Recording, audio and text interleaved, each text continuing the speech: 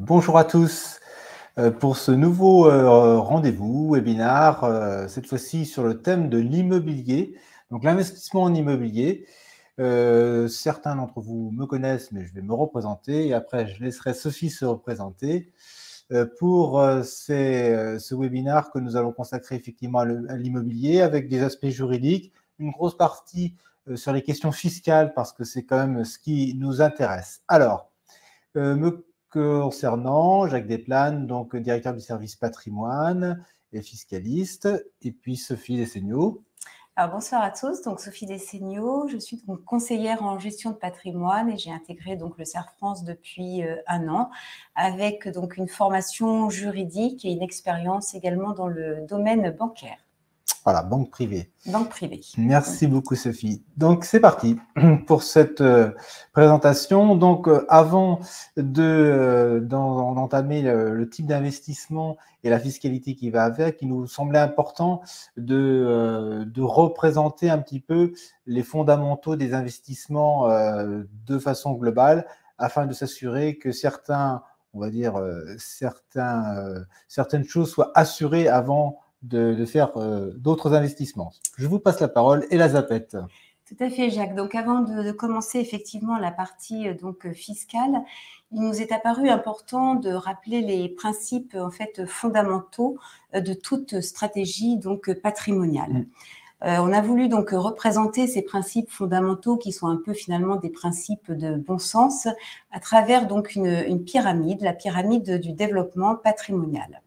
Donc, comme vous pouvez le voir, donc à la base de cette pyramide, on a les fondations qui sont représentées par les liquidités. Alors, les liquidités, c'est quoi? C'est l'épargne de précaution. C'est l'épargne qui est là, qui est nécessaire pour faire face donc aux imprévus, aux aléas de la vie, mais également dans le cadre d'un investissement donc immobilier, aux éventuels impayés, mais aussi donc les travaux. Ensuite, comme vous pouvez donc le constater, donc plus la pyramide donc augmente et sa largeur donc se rétrécit et le niveau de risque donc augmente pour donc aller vers les actifs donc financiers, donc lorsqu'on a une appétence effectivement pour les marchés financiers ou encore le non-coté. Concernant donc l'immobilier de rapport ou l'immobilier, donc l'investissement donc locatif, on voit que ça se situe au niveau donc au milieu de la pyramide et donc qu'il y a effectivement un risque qui va être un petit peu plus élevé que les liquidités. Très bien, merci pour cette première présentation. Donc, on commence par les fondations, c'est ce qu'il y a de plus important, la trésorerie, l'épargne disponible donc est liquide à tout moment.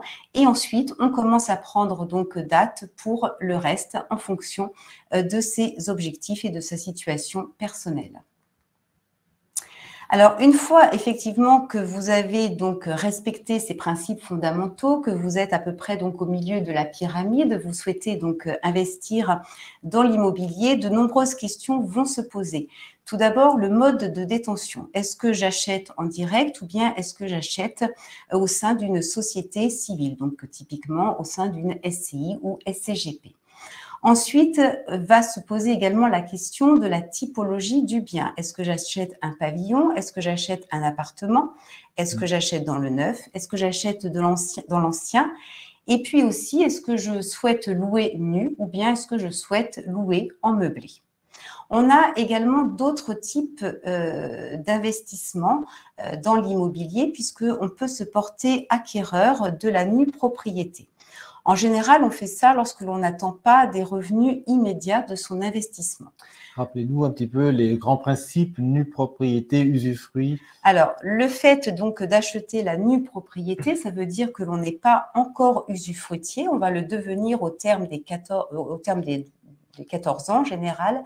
Donc, ça veut dire que l'on n'a pas encore les fruits, la jouissance, c'est-à-dire les loyers. Donc, on est dans une propriété effectivement nue, puisque sans la jouissance et sans le loyer que l'on récupérera à terme. À terme, voilà. Alors, ça permet l'avantage donc d'acquérir la nue propriété, c'est que c'est un investissement qui est donc décoté, puisqu'en général, on l'achète à 60% de la valeur du bien. Très bien. Et puis, Ensuite, on a ce que l'on appelle la pierre papier, c'est-à-dire que l'on va donc investir dans des parts donc sociales de SCPI ou bien d'OPCI. Donc là, c'est plutôt pour des personnes, des investisseurs en fait, qui ne souhaitent pas gérer des locataires avec les difficultés que cela peut poser, comme effectivement on l'a vu au début, des impayés ou encore donc des travaux. Et donc là, on va s'orienter vers en fait quelque chose qui est dématérialisé, ce que l'on appelle donc la pierre papier. Avec une petite différence entre les SCPI et les OPCI. L'OPCI, donc, par sa structure, est plus liquide lorsque l'on souhaite donc faire un rachat. Très bien. Alors, la question, c'est quel bien choisir maintenant? Tout à fait. Alors, quel bien choisir? Tout va dépendre. Alors, c'est un positionnement qui est finalement donc très personnel. Ce qu'il faut donc retenir, la priorité donc numéro 1, c'est effectivement de tenir compte de ses objectifs. Donc, se poser la question, effectivement, quels sont mes objectifs? Et puis, surtout, s'appuyer sur la cohérence économique du projet. Est-ce que mon projet est faisable? Donc, est-ce que je peux faire un emprunt? Donc là, on va aller voir effectivement son établissement, donc sa banque, donc pour voir si cet investissement donc est possible. Et là, finalement, on revient à la pyramide que l'on a vue donc au début, avec l'importance donc des liquidités.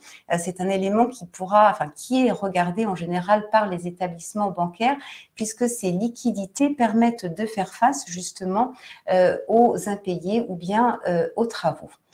Dans les éléments également que l'on va donc regarder, c'est l'emplacement, puisque l'on sait que les 3 critères de tout investissement immobilier. Emplacement et emplacement. Et emplacement. Mais pas que. Mais c'est important. C'est quand même et ça. Puis la rentabilité, effectivement, donc du bien. La priorité donc numéro 2, c'est de regarder le temps, le temps que vous avez, que vous pourrez consacrer donc pour la gestion de ce bien locatif. Ça, c'est un élément qui est très important, ce temps, et voir effectivement quelle est votre résistance aux difficultés. Et en fonction de ça, vous allez adapter votre choix donc d'investissement immobilier. Oui, parce que quoi qu'on en dise, malgré tout, investir dans l'immobilier, c'est quand même un peu de temps à passer. Tout à fait. Il y a un coup de téléphone du locataire, ceci ne marche pas ou autre, et donc il faut y être, il faut être présent, alors déléguer cette gestion, mais avec une rentabilité qui sera un petit peu moindre. D'accord. Donc, en fonction effectivement de tous ces critères, on va pouvoir déterminer quel type d'investissement, vers quel type d'investissement on va aller. Donc là, on a parlé des investissements en règle générale, finalement qui pourraient être dans de l'immobilier papier, on l'a vu, mais également dans de l'immobilier, je dirais, professionnel. On peut se dire qu'on investit dans des bureaux, on peut se dire qu'on investit alors, dans les bureaux, c'est souvent à travers les SCPI, souvent, effectivement.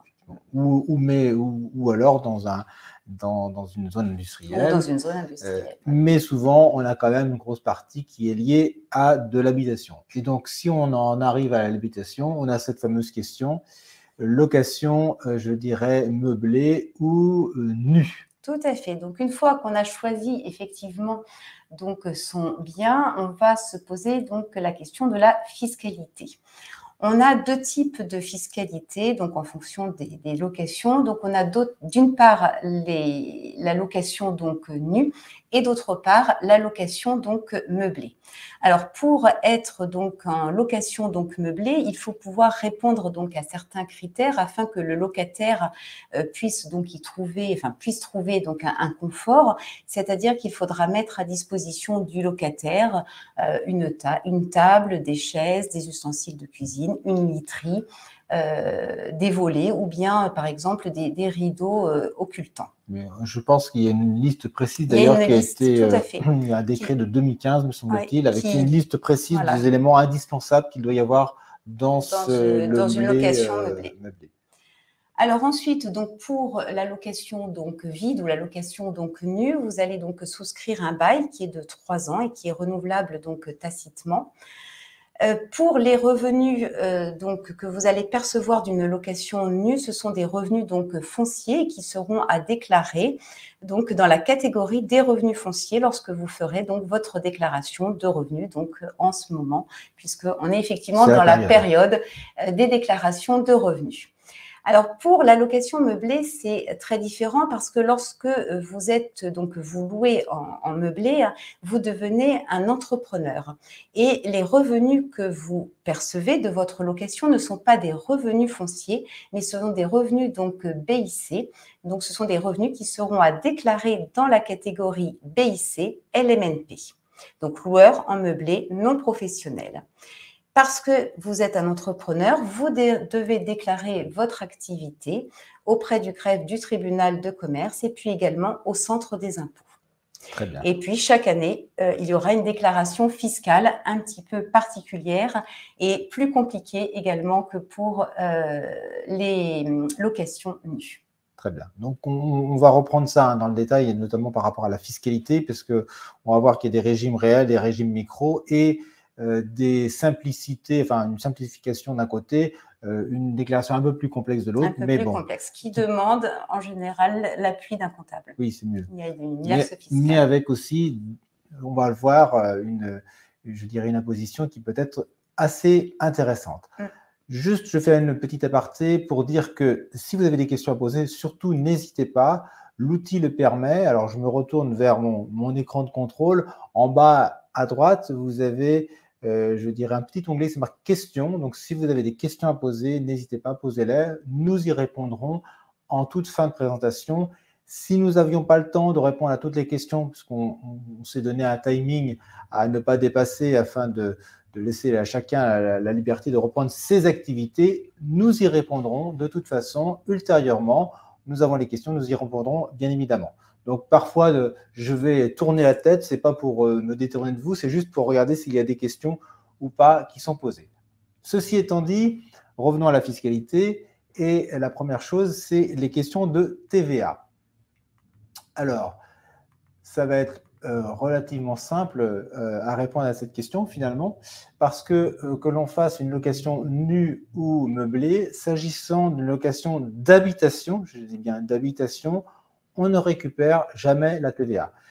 Les seuls cas pour lesquels on récupère la TVA sont très limitatifs, hein. C'est lorsque vous faites une location meublée, mais en plus que vous apportez des services et que vous faites des prestations quasi hôtelières, accueil des clients, fourniture du petit déjeuner, le nettoyage quotidien des locaux et du linge de maison. Donc, vous voyez, là, c'est quasiment une activité hôtelière qui vous permet à ce moment-là de récupérer la TVA. Sinon, en matière d'habitation, on ne récupère jamais la TVA, quelle que soit location nue ou meublée. Donc, si je comprends bien, lorsqu'on est en location meublée, c'est-à-dire que j'achète un appartement, je décide donc de mettre tout ce qu'il faut effectivement pour le confort du locataire. Je me déclare donc auprès du greffe du tribunal de commerce et au centre des impôts.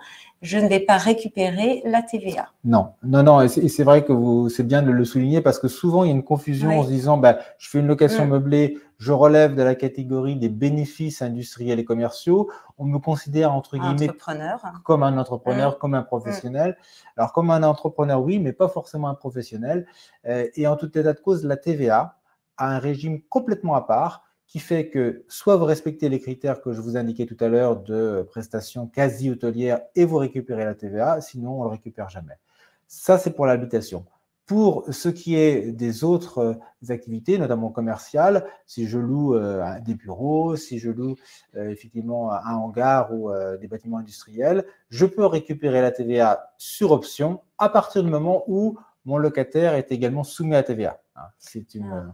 Après, on le verra peut-être plus tard, mais il y a quand même un bémol quand on est dans le cadre du dispositif sensible ou VAR. Mais on y reviendra après. Ouais, on y revient en doute, mais vous avez raison, mais parce qu'on fait des prestations quasi hôtelières, c'est pour ça. Oui, effectivement.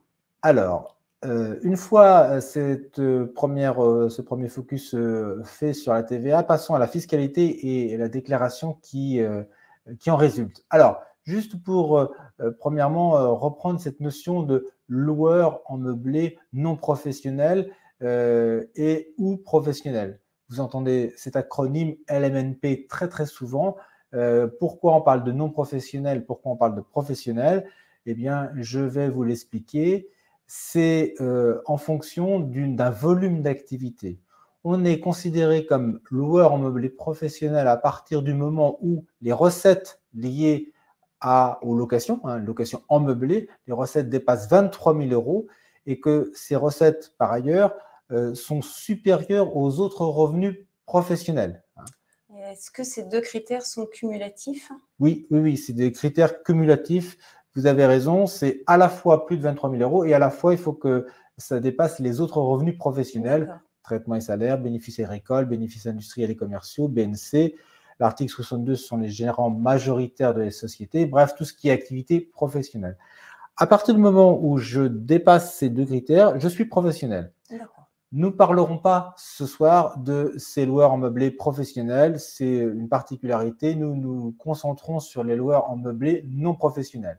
Parce que lorsque vous êtes professionnel, vous avez aussi une autre petite chose qui arrive, c'est l'obligation d'être affilié et de payer un régime de sécurité sociale, donc de payer des cotisations sociales. Et donc, bon, forcément, alors c'est bien parce qu'on a une protection sociale, mais ça diminue aussi passablement la rentabilité puisqu'on paye des cotisations sociales. Voilà, ce distinguo étant fait, nous allons nous concentrer sur les loueurs en meublé non professionnels. Alors, l'idée, c'est de voir quelles sont les deux grandes catégories de revenus qui existent, les deux façons dont on va finalement payer l'impôt. Eh bien, soit on est dans un régime micro, que ce soit pour une location nue ou meublée, soit on est dans un régime réel. Je vous explique la différence. On le voit sur les régimes micro, c'est possible d'en bénéficier, entre guillemets, à partir du moment où les locations pour une location nue, les revenus fonciers ne dépassent pas 15 000 € par an. Pour les locations meublées, c'est 72 600 €. Bon, il y a un autre seuil particulier pour la location meublée de tourisme de 176 200 €, mais le seuil majoritaire, c'est 72 600 €.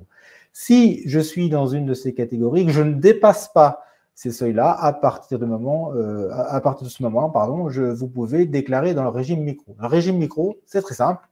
Vous prenez votre chiffre d'affaires et vous le reportez sur votre déclaration de revenus. Pas de comptabilité, c'est d'une grande simplicité.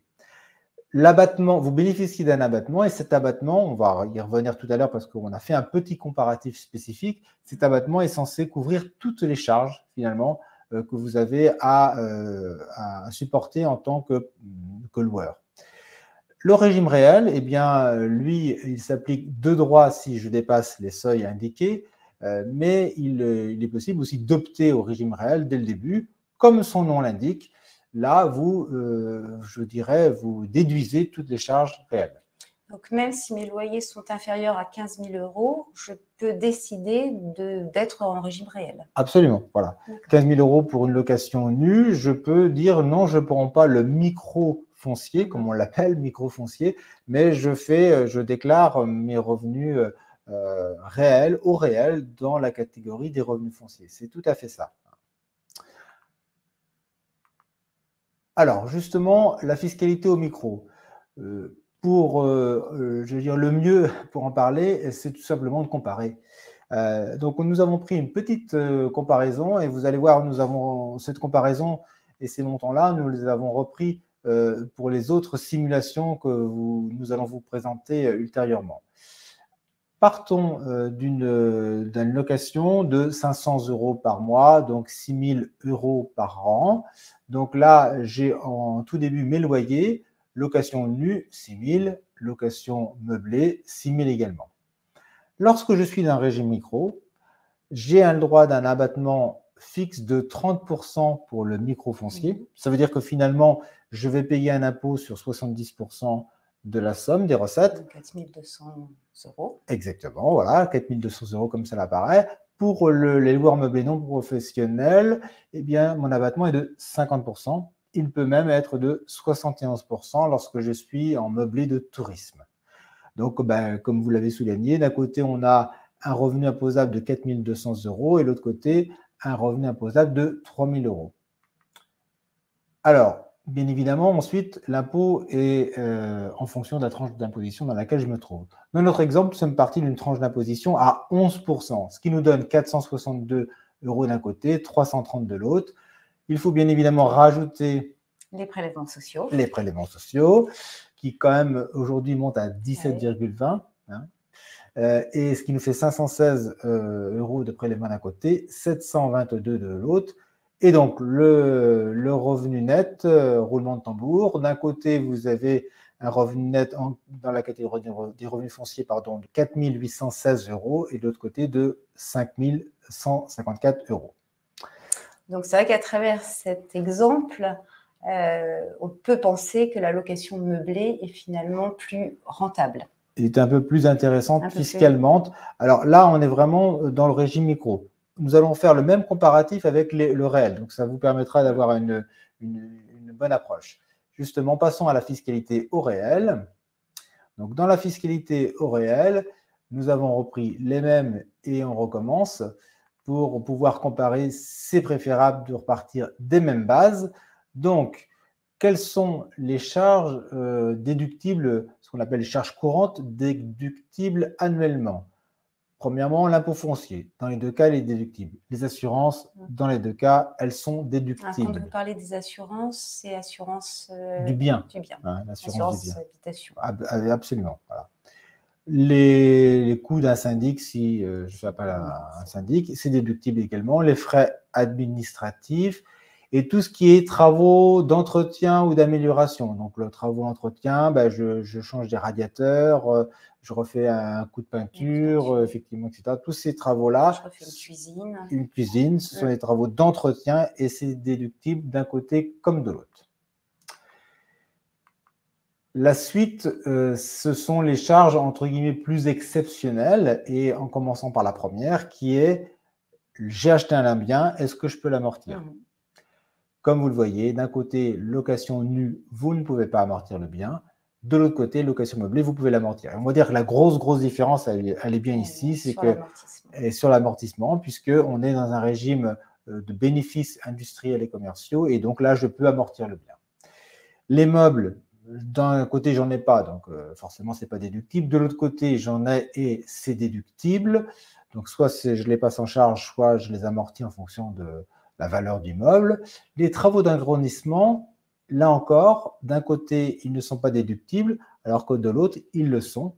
Tout à l'heure, on a dit que les travaux d'amélioration, d'entretien sont déductibles dans les revenus fonciers, jamais les travaux d'agrandissement. Je parle ici, par exemple, des combles que j'aménage. C'était des combles, le grenier, j'y fais une quatrième chambre ou une troisième chambre, qu'importe.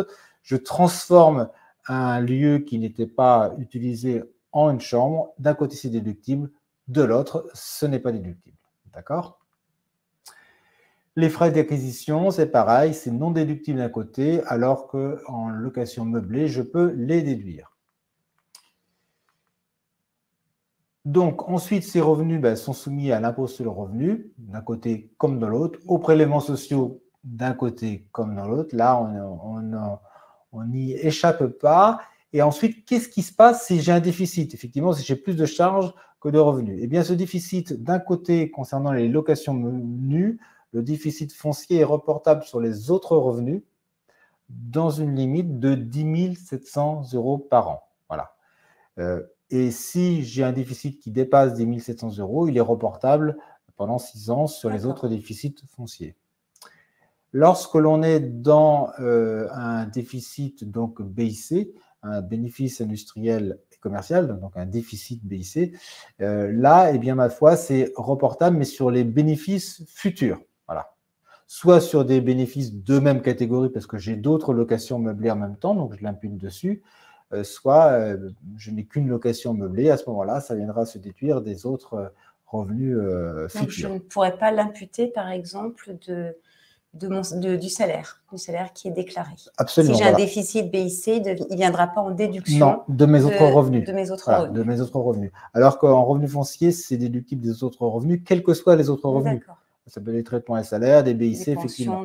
Des pensions de retraite, absolument. Voilà. Donc, c'est quand même quelque chose d'important. D'un côté, le déficit, il est reportable, mais je ne peux pas en bénéficier aujourd'hui et donc ça ne vient pas minimiser mon impôt. De l'autre côté, c'est déductible. Tout ce qui concerne les autres taxes, donc taxes foncières principalement, c'est déductible des deux côtés.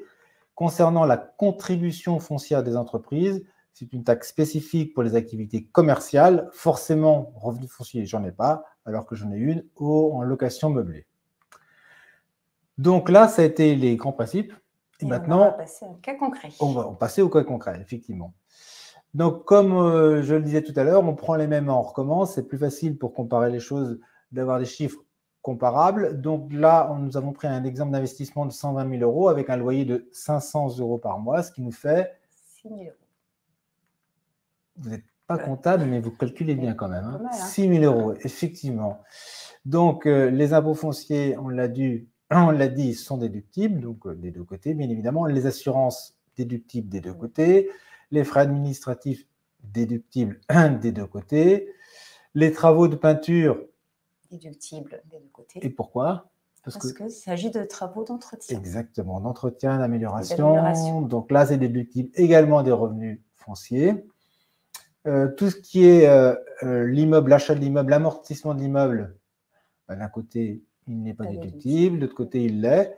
Donc, on voit tout de suite que ça va jouer sur le résultat final parce que d'un côté, le résultat final est déficitaire. J'ai un déficit de 100 euros. Alors, de l'autre côté, j'ai un revenu fiscalisable de 5 200 euros. On reprend les mêmes, on recommence taux, tranche du barème progressif de l'impôt que l'on a pris 11%. Donc, 572 euros d'impôt d'un côté, pas d'impôt de l'autre, parce que forcément, j'ai un déficit. Même chose pour les prélèvements sociaux. D'un côté, j'en ai, de l'autre côté, j'en ai pas. 894 pour les revenus fonciers. Ce qui nous fait, alors l'autre taxe, excusez-moi, la CFE. Alors, donc la CFE, tout à l'heure, on l'a dit, sur un bien de cette nature-là, la CFE, c'est environ 150 euros. Donc, on arrive au total imposition. D'un côté, j'ai, je dirais, un total d'imposition de 1 466 euros et l'autre que de 150 euros, c'est-à-dire la CFE. La CFE est-elle obligatoire dès lors qu'on est en LMNP? Oui, théoriquement. Alors, c'est vrai que je dis théoriquement parce que souvent, ça passe en dessous un peu les radars. Elle n'est pas toujours appliquée, mais normalement, elle est due, effectivement. Qui dit activité commerciale dit, je dirais, contribution foncière des entreprises. Bon, on voit, de toute façon, vous aurez le montant minimum. Hein, ce n'est pas non plus des grosses sommes, mais normalement, on y est soumis. C'est calculé en fonction du montant de l'acquisition? C'est calculé en fonction des revenus générés. Voilà pour cette présentation. Donc, c'était voilà, un peu succinct, mais ça permet voilà, de s'y retrouver. Qu'est-ce qui est déductible, qu'est-ce qui ne l'est pas, et qu'est-ce que ça donne en termes d'imposition. Ça nous semblait intéressant de reprendre le même exemple en micro, comparaison, par exemple, location nue, location meublée. C'est la fin de journée, alors parfois ça fourche. Hein, ou c'est l'âge, on ne sait pas trop. Ou les deux, c'est peut-être les deux, c'est pire. Et là, nous avons fait un cas réel, donc la même chose, même location annuelle de 6 000 euros, et on voit ce que ça fait. Alors, il y a des options fiscales particulières et vous allez nous les présenter. Exactement. Je vous redonne la zapette. Alors, il existe effectivement des options donc fiscales, qu'on soit en location nue ou bien en location donc meublée. Il s'agit en fait de deux dispositifs. Donc, pour les locations donc nues, c'est le dispositif Pinel, et de l'autre côté, donc, il s'agit du dispositif Censi-Bouvard pour les locations meublées. Alors, quels sont les avantages de ces deux dispositifs? C'est qu'ils ouvrent droit à une réduction d'impôt. Pour le Pinel, donc comme on l'a vu tout à l'heure, il est tout à fait possible soit d'être au micro, soit d'être au réel. Pour le Censi-Bouvard, j'attire votre attention sur le fait qu'il y a une option qui est possible, c'est-à-dire que soit je choisis la réduction d'impôt, soit j'opte pour l'amortissement. Et l'option est irrévocable. Cependant, vous avez le temps pour donc émettre cette option, puisqu'en général, cela se fait lorsque le bien est mis en service. Donc, ce qui vous laisse un petit peu de temps. Donc, on a une option pour le Censi-Bouvard, soit la réduction d'impôt, soit l'amortissement. Alors, pour quel type de logement? Donc, depuis le 1er janvier 2022, pour le Pinel, il s'agit d'immeubles collectifs en zone de déficit de logement. Pour le Censi-Bouvard, ce sont donc les résidences de service, que ce soit pour les étudiants ou encore les seniors. Quelle est la période d'investissement? C'est-à-dire jusqu'à quand ces dispositifs, on pourra bénéficier de ces dispositifs. Donc, pour le Pinel, il y a eu une prolongation jusqu'au 31 décembre 2024 et pour le Censi-Bouvard, donc jusqu'au 31 décembre 2022.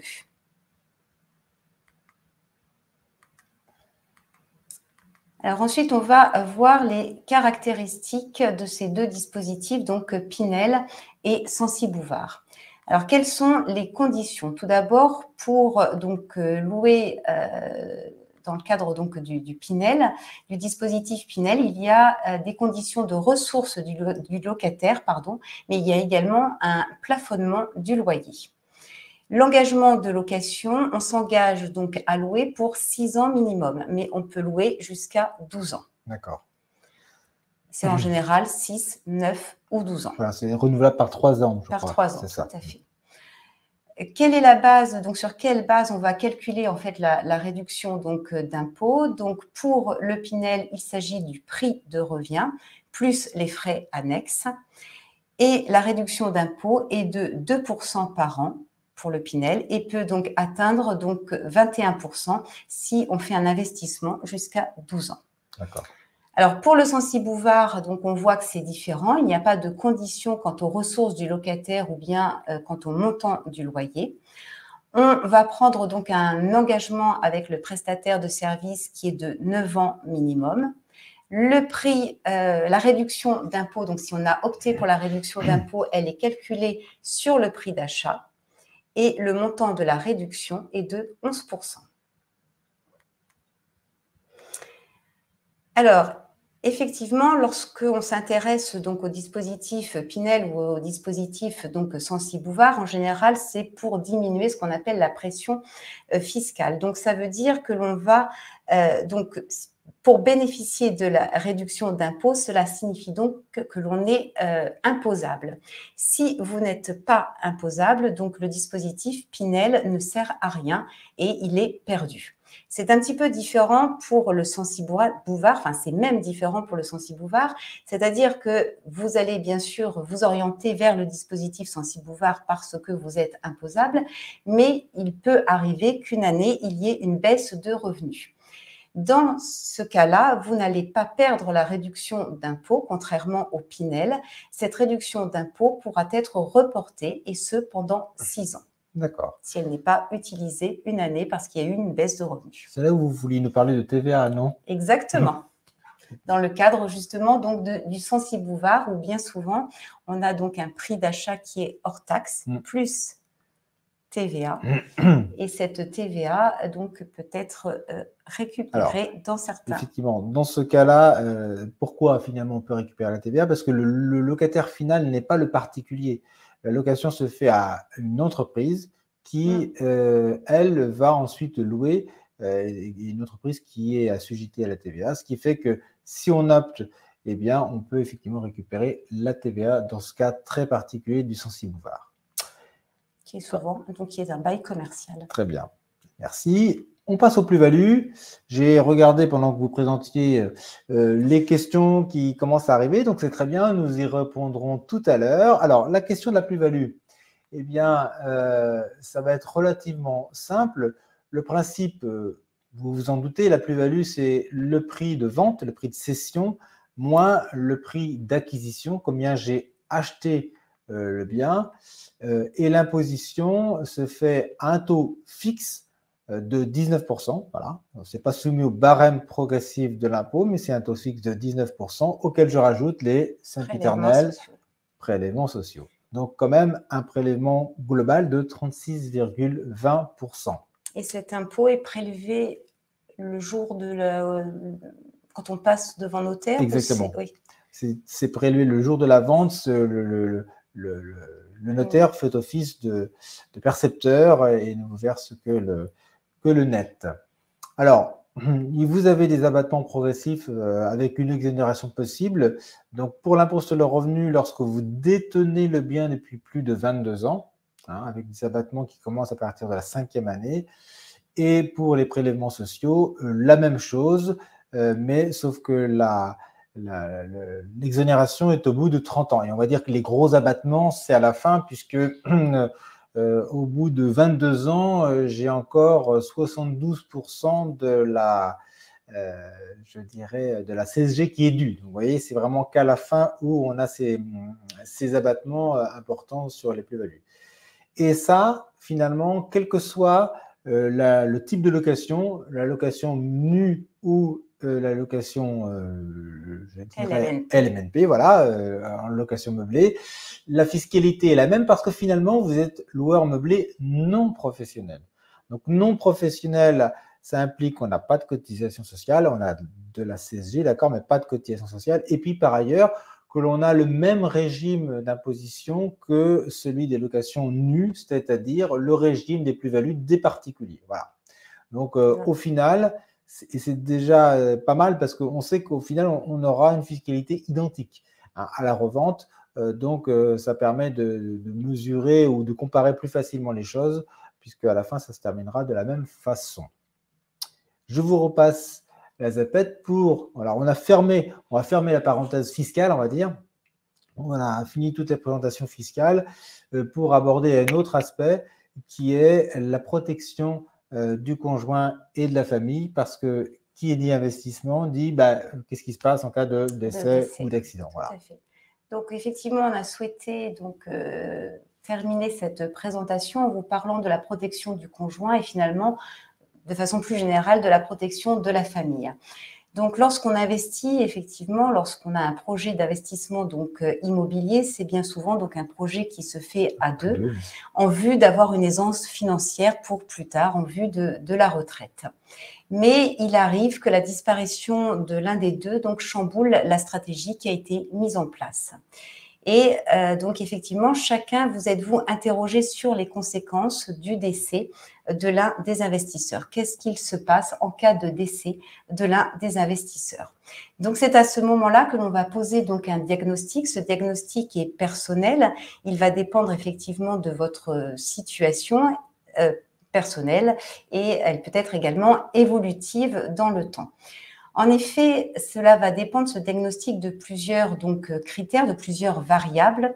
Donc, soit vous faites un investissement et vous êtes concubin, ou bien vous êtes célibataire, ou encore vous êtes pacsé sous le régime, par défaut, on va dire, sous le régime de la division, ouais. Ou bien vous êtes marié, mais la question qu'il faudra se poser, c'est également sous quel régime matrimonial? Est-ce que c'est sous le régime de la communauté ou bien sous le régime de la séparation de biens? Et puis ensuite, il faudra regarder la composition de la famille. Est-ce qu'il y a des enfants? Donc, pas d'enfants. Est-ce qu'il y a des enfants communs ou encore des enfants issus d'une union précédente? Une fois qu'on aura, il faudra également regarder le taux de couverture ADI. Donc, ADI, c'est l'assurance décès invalidité, qui est en général souscrite avec l'emprunt et qui est souvent demandée par la banque. Donc, une fois que l'on aura posé ce diagnostic, on va pouvoir vous proposer des outils propres évidemment à votre situation personnelle, comme on l'a vu si on est célibataire ou bien pacsé ou encore marié. Donc, on a des outils qui sont juridiques mais aussi assurantiels. Alors, on a tout d'abord les avantages matrimoniaux. Les avantages matrimoniaux permettent de protéger en fait le conjoint survivant en isolant par exemple l'investissement immobilier de la succession. Ça veut dire qu'en cas de décès de l'un, l'autre deviendra plein propriétaire du bien immobilier. Avant que ça rentre en succession. Avant que ça rentre en succession. On a également ce que l'on appelle les libéralités qui permettent d'augmenter les droits du conjoint survivant en cas de décès. Très bien. Et puis, on a d'autres outils comme le mandat de gestion que l'on va faire de son vivant tant que l'on a toutes ses facultés mentales, intellectuelles et qui permet de désigner une personne pour gérer le bien en cas de décès. Très bien. On a également ce qu'on appelle la tontine ou la clause de tontine qui évite l'indivision et qui permet également donc aux survivants d'avoir la pleine propriété du bien. On a aussi l'assurance vie que vous connaissez donc comme un outil donc d'épargne, mais qui est aussi un outil finalement de protection, de transmission, puisque à travers la clause bénéficiaire, donc dans cette clause, on va désigner la personne de son choix et qui percevra les capitaux en cas de décès. On a enfin l'assurance décès. Alors l'assurance décès, elle est d'une part effectivement lorsque l'on contracte l'emprunt, c'est la fameuse assurance décès invalidité, qui si elle a été souscrite à hauteur de 100% permet le remboursement de l'emprunt. Mais on a aussi ce qu'on appelle l'assurance décès ou la prévoyance qui va assurer le versement d'un capital donc en cas de décès. Alors, une différence entre l'assurance vie et l'assurance décès. L'assurance vie, c'est un instrument, d'épargne. On va se constituer une épargne donc au fil du temps. On peut faire d'ailleurs des retraits de son vivant. Avec une particularité, donc la clause bénéficiaire, l'assurance décès, c'est une assurance et donc c'est une cotisation que vous allez verser pour protéger donc le conjoint en cas de décès, mais cette cotisation est à fonds perdu. Ce n'est pas une épargne que vous vous constituez dans le temps. Très bien. Donc, une fois que l'on aura fait ce diagnostic qui est donc personnel, comme on l'a vu, selon votre situation, marié, pas marié, évolutif également dans le temps, puisque je peux passer finalement d'une situation de célibataire à pacsé, puis marié, puis divorcé, un enfant, plusieurs enfants. On va donc vous proposer des outils, des préconisations qui seront donc sur mesure en fonction de votre situation. Et puis, on peut également vous accompagner pour la mise en œuvre de ces préconisations que l'on aura donc choisies ensemble. Ça veut dire donc vous accompagner lors de votre rendez-vous au sein de votre établissement bancaire ou bien lors de votre rendez-vous chez le notaire pour tout ce qui concerne les libéralités et les avantages matrimoniaux. Très bien. Merci Sophie pour cette présentation. On en arrive aux questions et je regarde l'heure. Il nous reste 5 petites minutes pour respecter le timing afin de répondre à vos questions. Donc, sans plus tarder, je me tourne vers mon écran pour noter. Alors, si là encore, hein, on ne peut pas répondre à toutes les questions, on vous y répondra par écrit.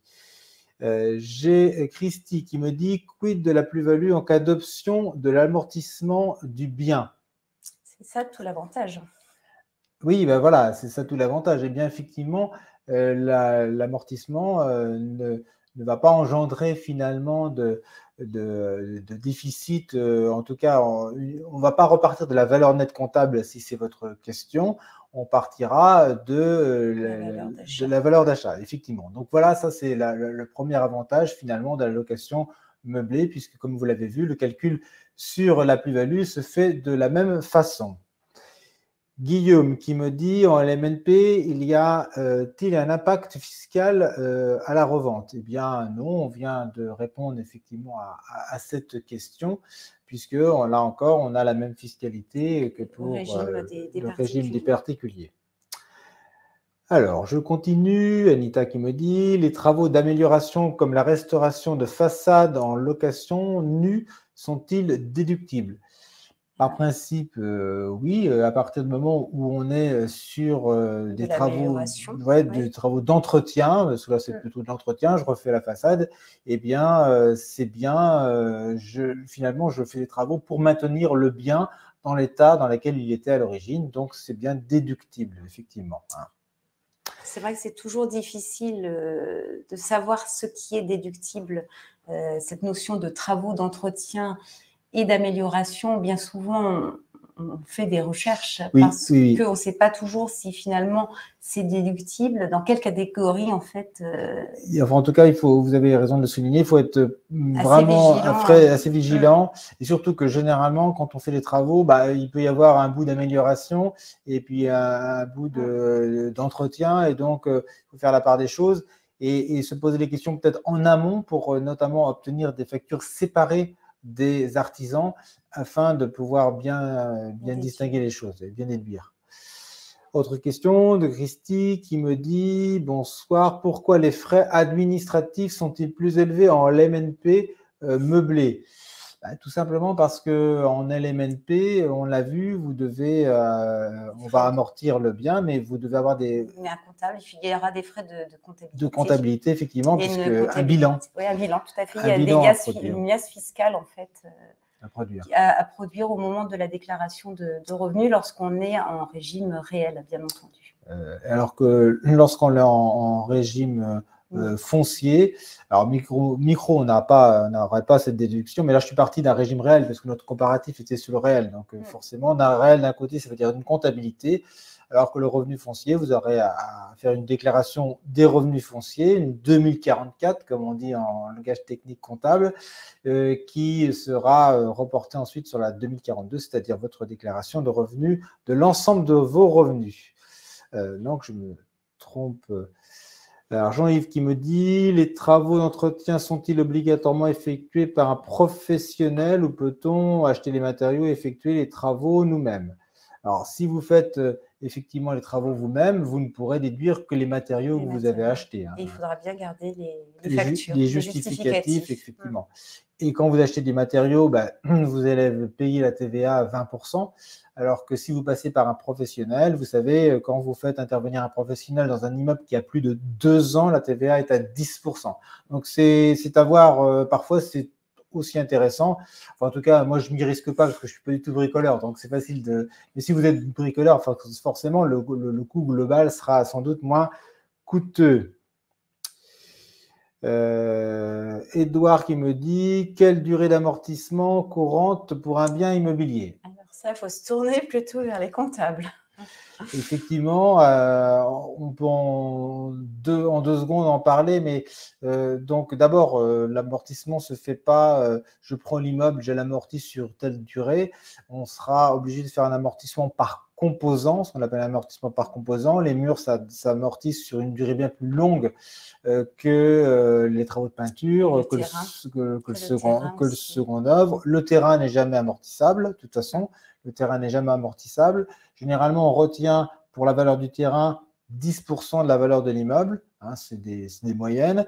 Le gros œuvre, sur une maison d'habitation, c'est 50 minimum.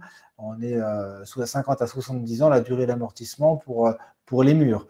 Et puis, si c'est vraiment le lot peinture ou effectivement les meubles, là, on va être sur 5 ans, 10 ans, 15 ans. Donc, vous voyez, on va faire un amortissement par composant et ensuite, la durée va être effectivement variable. Claudine qui nous demande quel est le délai de rénovation d'un logement avant la mise en location pour continuer à bénéficier des frais de travaux déductibles. Il ne me semble pas qu'il y ait de délai particulier. Si vous avez l'ensemble des factures, vous pouvez effectivement déduire ces choses-là lorsque vous aurez les revenus qui vont alors après, il ne faut pas que ce soit une durée trop longue, mais par exemple sur 2 ans, ça me semble complètement jouable. Et je ne pense pas qu'il y ait de plus de contraintes que cela. Hein. Johan qui me demande quels sont les différents types de dispositifs Pinel, avantages et inconvénients. Alors, est-ce qu'il existe des différents types de dispositifs Pinel? Pas forcément. Non, il y a celui que vous avez présenté. Il y a le dispositif Pinel et après le dispositif Sensi-Bouvard. Alors, il existe d'autres dispositifs comme le dispositif COS ou le dispositif de Normandie, qui mériterait donc là une autre présentation. Oui, une autre vision. Voilà, exactement. Mais le Pinel, pour moi, il n'y en a pas plusieurs. D'accord, bon, merci. Sachant que le Pinel dépend effectivement des zones, comme vous l'avez expliqué tout à l'heure. Alors, Emma qui me dit « Bonjour, pouvez-vous aborder le cas de location de bâtiments de stockage ?» Alors, les bâtiments de stockage, eh bien, c'est une location classique d'immeubles. Donc, le bâtiment de stockage, si vous louez à un professionnel, ou pas, vous allez pouvoir faire un bail commercial ou un bail classique. Les travaux vont être déductibles de la même façon. Si vous êtes alors, si c'est un local nu, je dirais vous n'allez rien déduire du tout. Hein. Là, on est toujours dans le même distinguo, hein, location équipée. Alors, on ne parle pas de meublé s'agissant de bâtiments industriels, on parle de bâtiments équipés, où il y a tous les équipements qui sont à l'intérieur. Si c'est un bâtiment nu, ben, ce sera du revenu foncier. Si c'est un bâtiment équipé, vous pourrez le louer en meublé, entre guillemets, en location dans la catégorie des bénéfices industriels et commerciaux.